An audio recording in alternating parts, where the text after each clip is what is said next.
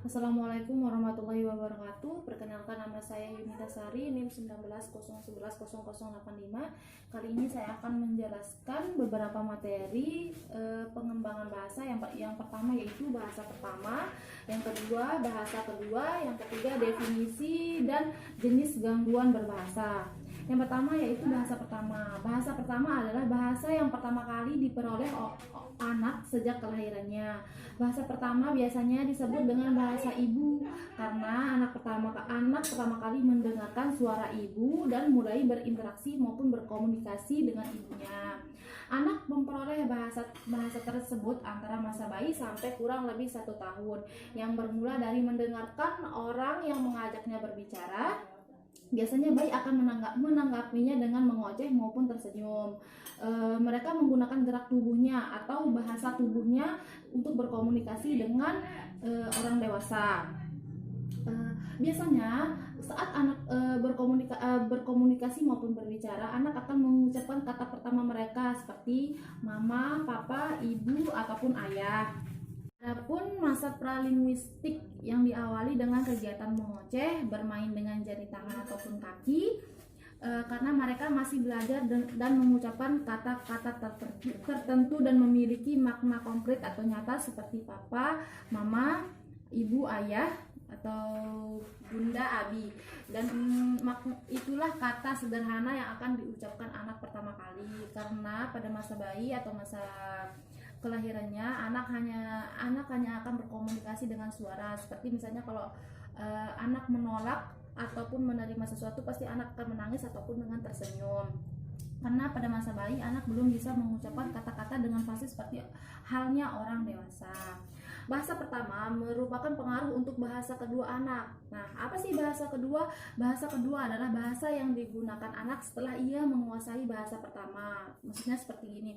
Setelah anak menguasai bahasa pertamanya, seperti mengucapkan nama ayah ataupun ibunya, pasti anak akan lebih banyak mengenal kosakata lagi seperti iya, tidak, apa, itu. Nah, seperti itu.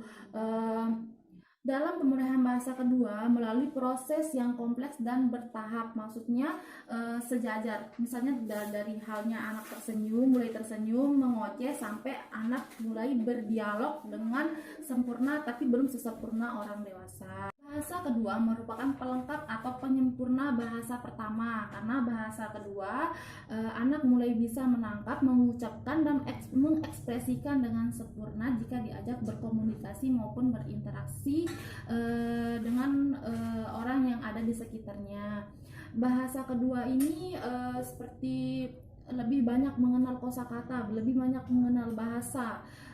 Anak lebih banyak mengucapkan kata-kata daripada mengekspresikannya. Seperti kalau perbedaan B1 dengan B2, kalau B1 anak lebih berbicara dengan menggunakan bahasa tubuh atau geraknya seperti tersenyum, menangis. Tapi kalau bahasa kedua ini anak akan mengekspresikannya dengan berbicara ataupun berucap. Anak sudah mulai bisa untuk berkomunikasi tapi belum sefasih orang dewasa. Itu saja penjelasan saya tentang pengembangan bahasa anak. Sekian, assalamualaikum warahmatullahi wabarakatuh. Yang ketiga yaitu definisi berbahasa dan jenis gangguan berbahasa. Berbahasa berarti berkomunikasi dengan menggunakan suatu bahasa. Berbahasa yaitu mengacu pada keseluruhan sistem kata-kata maupun simbol yang ditulis, diucapkan maupun diekspresikan dengan gerak tubuh dan bahasa tubuh untuk berkomunikasi. Adapun jenis gangguan berbahasa yaitu seperti gangguan bahasa lisan, gangguan bahasa khusus, afosia, agnosia, dan gangguan pemerolehan bahasa. Tapi saya akan menjelaskan tiga saja. Yang pertama yaitu afosia. Afosia itu gangguan bahasa yang mempengaruhi produksi atau pemahaman ucapan dan kemampuan membaca atau menulis. Yang kedua agnosia, yaitu gangguan bahasa yang diakibatkan oleh ketidakmampuan dalam mengolah informasi sensorik, seperti maksudnya kerap kali anak itu kehilangan kemampuan untuk mengenali wajah, objek, suara yang ada di sekitarnya. Yang ketiga yaitu gangguan pemerolehan bahasa, terjadi ketika seseorang memiliki kesulitan dalam memahami apa yang didengarkan. Maksudnya anak yang mengalami gangguan pengolahan bahasa ini, saat kita mengucapkan suatu kata ataupun suatu bahasa, pasti anak itu akan sulit untuk menangkapnya. Pasti kita sebagai orang dewasa pasti akan mengucapkannya itu berulang kali sehingga anak dapat memahaminya dan melakukannya dengan tepat.